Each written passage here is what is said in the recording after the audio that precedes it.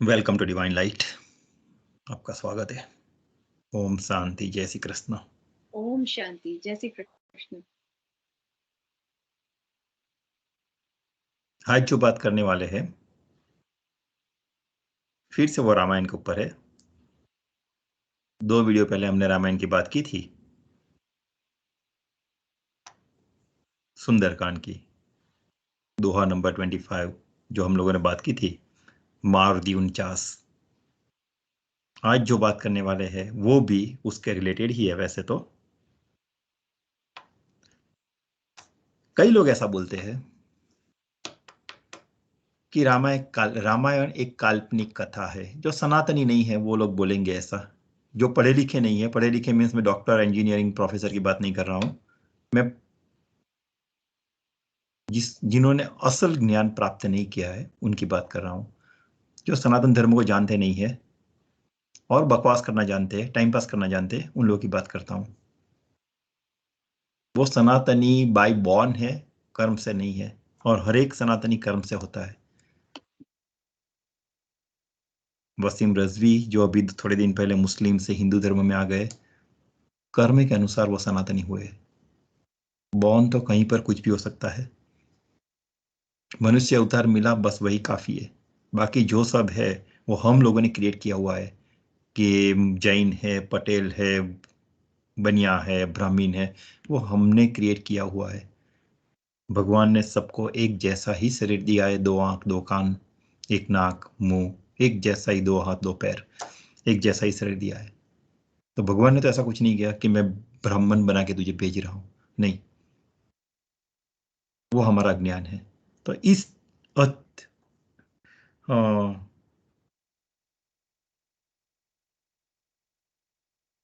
क्या बोला जाता है, उसका वर्ड मुझे नहीं मिल रहा है, गलत शब्द में यूज करना नहीं चाहता हूं।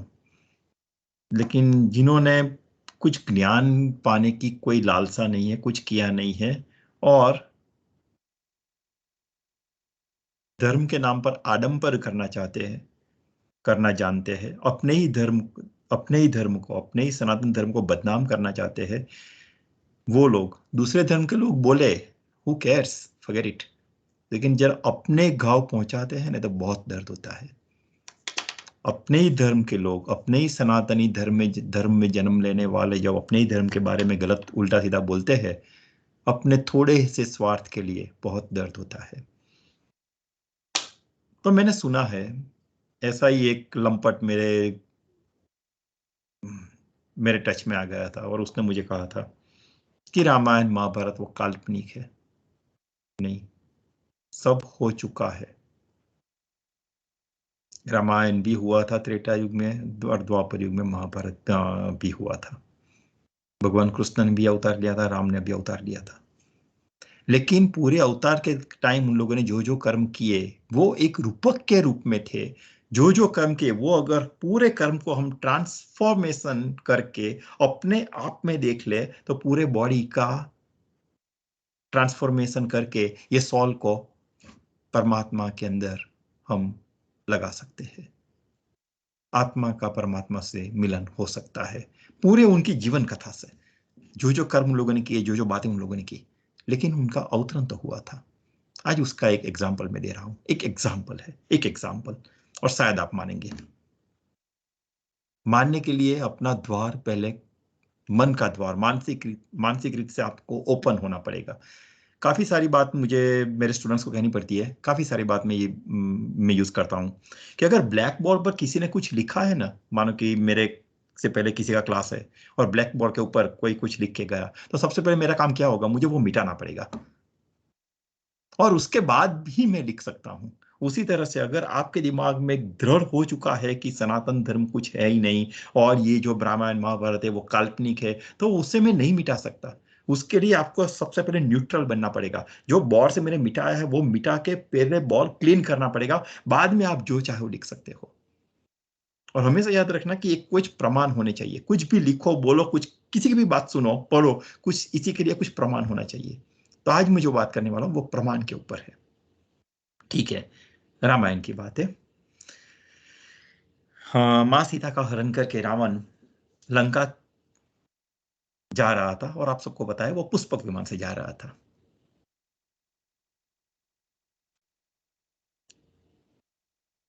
मैं जो सोच रहा हूं, मुझे ऐसा लग रहा है कि वो जो मार्ग उन्होंने चुना था, राम ने सीता का अपहरण कहां से किया? नासिक से। जो नासिक क्यों कहा जाता है वो आपको शायद पता होगा, क्योंकि वहां पर लक्ष्मण ने शूर्पणखा का नाक काट दिया था। वो अभ्रंश होते हुए उसका नाम नासिक, अभी जो महाराष्ट्र में गोदावरी के तट पर, वो नासिक है। और वहां पर कुटिया बना के राम लक्ष्मण जानकी रह रहे थे। और वहां से सब बाकी स्टोरी सबको पता है कि रावण आया, लक्ष्मण राम के पीछे सोने के हिरण के पीछे गए, और सीता जी ने लक्ष्मण रेखा पार की और रावण ने उसका अपहरण किया। लेकिन अभी मुझे ये बताओ कि ये सब बात कर रहा हूं मैं वो द्वापर युग की, और रावण को भी तो भय था कि जल्द से जल्द सीता को उठा के ले जाना है, सीता जी को उठा के ले जाना है, और जितना जल्दी हो सके लंका पहुंचना है। तो वो क्या करेगा? शॉर्टेस्ट रूट पर जाएगा कि नहीं, कि नासिक से लंका का शॉर्टेस्ट रूट कौन सा है? तो क्या आप सोचते हो? रावण के पास गूगल मैप था, नेविगेटर था। और अगर मैं ऐसा बोलूं कि हाँ था, तो आप नहीं मानेंगे, क्योंकि साइंस वाले लोग हैं ना, नहीं मानेंगे।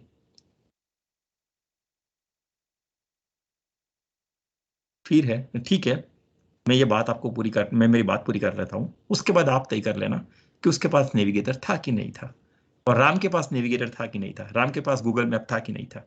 आप जरा आप तय कर लेना। मैं कौन होता हूं आपके विचार बदलने वाला? मुझे बदलना ही नहीं है, मैं खुद को बदल लूं बहुत हो गया मेरे लिए। तो बात स्टार्ट करते हैं अभी।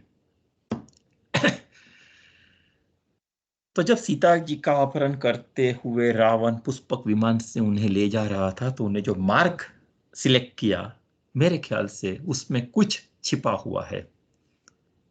हजारों साल पहले रावण को ये जानकारी कैसे थी, और राम को ये जानकारी, क्योंकि रावण ने जो मार्ग किया, कभी भी आपको ये पता चला कि जब मानो कि रावण पुष्पक विमान लेके सीता जी को नासिक से लेके लंका ले गया, और बाद में वाल्मीकि रामायण में तो साफ, और तुलसी कृत रामायण में भी साफ लिखा है कि ये रास्ते से गया। और बाद में जब राम लक्ष्मण ढूंढते हुए जाते हैं, तो कभी भी आपने गौर किया कि राम और लक्ष्मण बिल्कुल वही रास्ते से कैसे पहुंचे? क्या रावण ने कहा था कि ये रास्ते जाओ, और मानो कि कुछ निशानियां छोड़ी थी, तो 1 2 4 5 10 किलोमीटर दूर छोड़ी होगी, लेकिन वो निशानी के पास पहुंचने, पहली निशानी के पास पहुंचने से पहले कुछ तो इंडिकेशन होने चाहिए थे, नहीं थे। फिर भी बिल्कुल वही रास्ता। सोचो तो काफी सारी चीज निकल के आती है बाहर। ठीक है, तो रावण ने मां सीता जी का अपहरण पंचवटी, नासिका, नासिक सॉरी, महाराष्ट्र, वहां से किया, और पुष्पक विमान कहाँ होके गया? हम्पी, नासिका से हम्पी जो अभी कर्नाटक में है, और वहां से लेपक्सी, लेपक्सी मीन्स गरुड़ जी को जहां पर रावण ने मार दिया था, वो पक्षी से वहां कुछ आंध्र की भाषा में लेपक्सी ऐसा हो गया, लेकिन वो स्थल वो है लेपक्सी।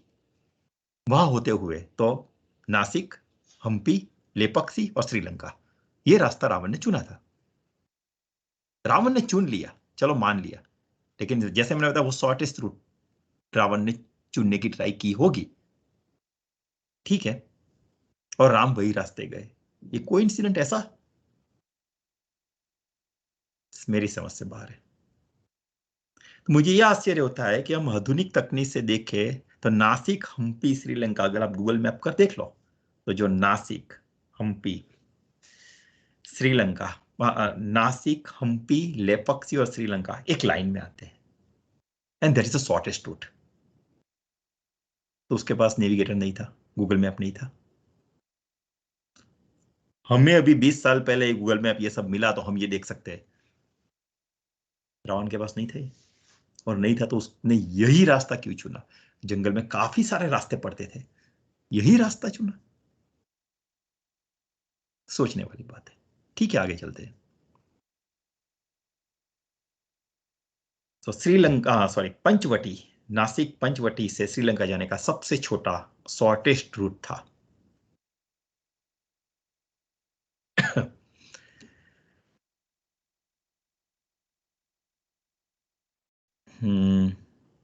जो भी असंतुष्ट लोग हैं, सनातन धर्म के विरुद्ध बोलने वाले लोग मेरी दृष्टि में असंतुष्ट है। तो जो भी भारत विरोधी है, सनातन धर्म के विरोधी है, असंतुष्ट लोग हैं, उनकी बात अगर हम मान भी ले कि चलो रामायण केवल एक महाकाव्य है, एक काल्पनिक पुस्तक है, ऐसा नहीं हुआ, ऐसा मान लेते हैं, चलो बिल्कुल मानने का कोई प्रयोजन ही नहीं है, कोई कारण ही नहीं है, लेकिन एक हाइपोथेटिकली, तो वाल्मीकि ने लिखा, तो एक महाकाव्य जो वाल्मीकि ने लिख दिया, तो ये बताओ कि उस जमाने में गूगल मैप तो था नहीं, रामायण लिखने वाले वाल्मीकि को कैसे पता चला कि पंचवटी से श्रीलंका का रास्ता वो छोटे शॉर्टेस्ट रूट है? और कौन सा रास्ता है, सबसे पहली बात, कौन सा रास्ता, और रास्ता ढूंढने के बाद शॉर्टेस्ट रूट? क्योंकि वाल्मीकि ने रामायण, आपको शायद पता होगा, वाल्मीकि ने रामायण लिखा, वो रामायण होने से पहले लिखा था वाल्मीकि ऋषि ने, तो उसके बाद में कि राम का अवतरण होगा ये पृथ्वी पर, और ये क्रमवार ये परिस्थिति, और ये ऐसा होता जाएगा, और बिल्कुल ऐसा होता गया। आगे चलते हैं।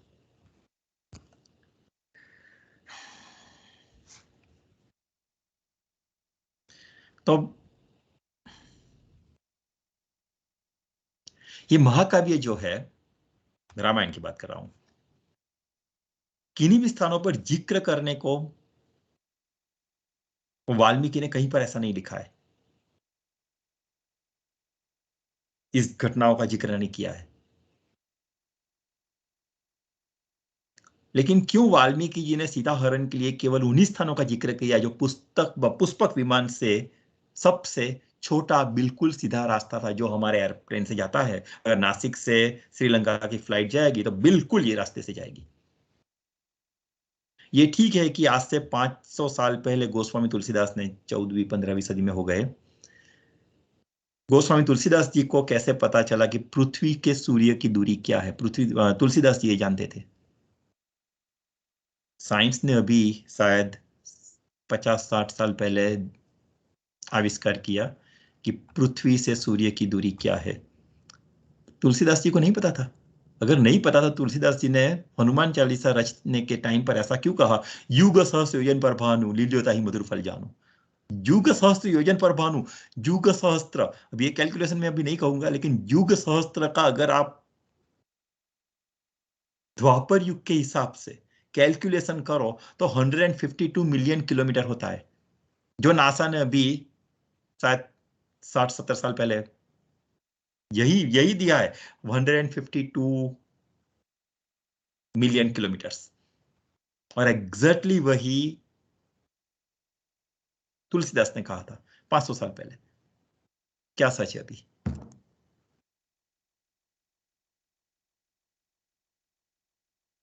ठीक है, आगे चलते हैं। पंचवटी वो स्थान है जहां प्रभु श्री राम, माता जानकी और भ्राता लक्ष्मण वनवास के समय रह रहे थे, सब जानते हैं। यहाँ शूर्पणखा आई और लक्ष्मण से विवाह करने की चेष्टा जगाई उसने, अपनी इच्छा रखी, और विवश होकर बहुत ना करने के बाद भी जब नहीं मानी, तो शूर्पणखा की नाक या नासिका काट ली, और उसके ऊपर से जो नाम पड़ा वो नासिका, नासिक, अब भ्रंश होते हुए महाराष्ट्र में जो है वो। तो पुष्पक विमान में जाते हुए सीता जी ने नीचे देखा कि एक पर्वत के शिखर पर बैठे हुए कुछ वानर ऊपर की ओर देख रहे थे, कुतूहल से देख रहे थे कि क्या जा रहा है, और देख रहे थे। तो सीता ने अपने वस्त्र की कोर, जो वस्त्र थे उसकी कोर थोड़ी सी फाड़ दी, और उसमें अपने कंगन बांध दिए, और कंगन बांध के वहां नीचे फेंक दिए, ताकि राम अगर उनको ढूंढने आए तो उनको ये सहायता मिल सके। तो सीता जी को भी पता था कि राम यही रास्ते आने वाले हैं, तो सीता जी को भी पता था कि राम गूगल मैप जानते हैं। ये भी कोइंसिडेंट? चलो आगे चलते हैं। जिस स्थान पर सीता जी ने उन वानरों को यह आभूषण फेंके, वो स्थान आज का रुस्यमुख पर्वत, जो अभी हम्पी कहा जाता है, और वहां आप जाओ तो गरुड़ जी का बहुत बड़ा चित्र, स्टैचू लगा हुआ है हम्पी पर्वत के उस टोच पर। ठीक है, कर्नाटक में स्थित है। इसके बाद वो वृद्ध जटायु ने रोती रोती हुई सीता जी को देखा और देखा कि कोई राक्षस किसी स्त्री को बलपूर्वक अपने विमान में लेके जा रहे हैं, और जटायु ने सीता जी को छुड़ाने के लिए रावण से युद्ध किया, और रावण ने तलवार से जटायु के पंख काट दिए और वो वहां गिर पड़े, लेकिन जीवित थे। ये सब जानते हैं हम रामायण के से। इसके बाद जब राम और लक्ष्मण सीता जी को ढूंढते हुए वहां पहुंचे, तो उन्होंने दूर से ही जटायु को सबसे पहला संबोधन हे पक्षी कहते हुए किया। रामायण में उसका, वाल्मीकि रामायण में और तुलसीदास में उसका उल्लेख है, हे पक्षी। जटायु नहीं बोला था उन्होंने, हे पक्षी ऐसा बोल के संबोधन किया था। और उस जगह का नाम दक्षिण भाषा में हे पक्षी वो ले पक्षी हो गया, और आज भी वो स्थल ले पक्षी के नाम से प्रचलित है आंध्र प्रदेश में। अब क्या समझ में आया आप लोगों को कि पंचवटी, हम्पी, लेपक्षी, श्रीलंका सीधा रास्ता, सबसे छोटा शॉर्टेस्ट रूट, हवाई रास्ता आज की भाषा में, यानी विमान होने का सबूत। तो हम लोग जो बोलते हैं कि विमान का आविष्कार अभी कुछ 70 साल पहले हुआ है, मैं तो बोलता हूं कि वो द्वापर युग में हो चुका था, और पुष्पक विमान ही बोला गया उसको। तो विमान नहीं था, वो विमान था। आज भी विमान वही रास्ते से जाता है। ठीक है, आगे चलते हैं। अपने ज्ञान, विज्ञान, संस्कृति को भूल चुके जो भी सनातन धर्म के ओपोज में जो है, उनको मैं यही कहना चाहता हूं कि रामायण कोई माइथोलॉजी नहीं है, कोई परिकल्पना नहीं है। भगवान राम का जन्म हुआ था या नहीं, ऐसा कांग्रेस वालों ने एक बार बोला था। मैं कोई पॉलिटिकल पॉइंट ऑफ व्यू बात नहीं कर रहा हूं, लेकिन ये सब पॉलिटिकल पॉइंट ऑफ व्यू बोलते हैं। इसकी बातों में मत आओ, अपने धर्म को, अपने सनातन धर्म को पकड़ के चलो। ये महर्षि वाल्मीकि द्वारा लिखा गया सत्य इतिहास है, सत्य परिकथा है, जिसे समस्त वैज्ञानिक प्रमाण हर एक जगह पर, यह तो मैंने एक छोटा सा इंसिडेंट बताया, हर एक जगह पर उसको वैज्ञानिक प्रमाण प्राप्त है। हनुमान चालीसा में काफी विस्तृत बात की थी हम लोगों ने कि हनुमान जी जब लक्ष्मण जी को मूर्छाई तब गए, एक रात को गए गए और कैसे आ गए, वो सब बात की थी हमने। तो हर एक का प्रमाण है। और इसलिए जब भी कोई वामपंथी हमारे इतिहास, संस्कृति और साहित्य को माइथोलॉजी कहकर पुकारते हैं और भ्रमित करने की गंदी चाल चलते हैं, या खुद को सो कॉल विद्वान कहने का प्रयास करते हैं, उससे बच के रहो और अपने सनातन धर्म में पूरी श्रद्धा रखो। नहीं समझ में आता है तो इतना समझ लो कि वो आपकी गलती है। सनातन धर्म में लिखा हुआ कुछ भी बात, कोई भी बात गलत नहीं है। जब मैं पढ़ रहा था, मैं एमफिल कर रहा था, एक बुक हम लोग पढ़ रहे थे, topology and function analysis by Simmons, US author की बुक थी, कोलोराडो यूनिवर्सिटी, और बहुत प्रचलित बुक थी वो। पूरे वर्ल्ड में वो बुक चलती थी, एमएस में। और काफी सारी बार ऐसा हुआ था कि उसमें जो लिखा था तो मुझे लगा नहीं, ये तो गलत ही है, ये उसने कुछ प्रिंटिंग मिस्टेक है। अपने प्रोफेसर के पास जाके जब उसका सॉल्यूशन मिलता था तब समझ में आता था, अरे यार ये तो समझने की भूल थी। फिर एक दो चैप्टर आगे गए, फिर से ये प्रॉब्लम, नेक्स्ट चैप्टर में फिर से ये प्रॉब्लम। बाद में समझ में आया, at the end of the year, end of the course, end of the syllabus, I come to the conclusion, Simmons is not wrong. Something was wrong in me to understand him. Exactly, Sanatan Dharma is not wrong. Something is wrong in us to understand Sanatan Dharma. Just follow it. अगर नहीं जानते हो तो जानने की try करो, कुछ ना कुछ मिलेगा ही मिलेगा आपको। कुछ खोने का तो है नहीं उसमें, कुछ ना कुछ मिलेगा। लेकिन ये एक एग्जाम्पल है। तो सनातन धर्म जो है, ऐसे मैं कई सारे एग्जाम्पल्स आपको दे सकता हूँ रामायण के ऊपर, कई सारे एग्जाम्पल्स मैं आपको दे सकता हूँ महाभारत के ऊपर। लेकिन अगेन वीडियो इतना लंबा नहीं करना है, तो हम ये बात को यहीं पर स्टॉप करेंगे। Thank you so much. Om शांति, जय श्री कृष्ण। ओम शांति, जय श्री कृष्ण। दर्शकों, अगर आपको ये वीडियो अच्छा लगा है तो प्लीज लाइक करें, सब्सक्राइब करें, और आपका कोई प्रेफरेंस है तो कमेंट बॉक्स में लिखें। ओम शांति।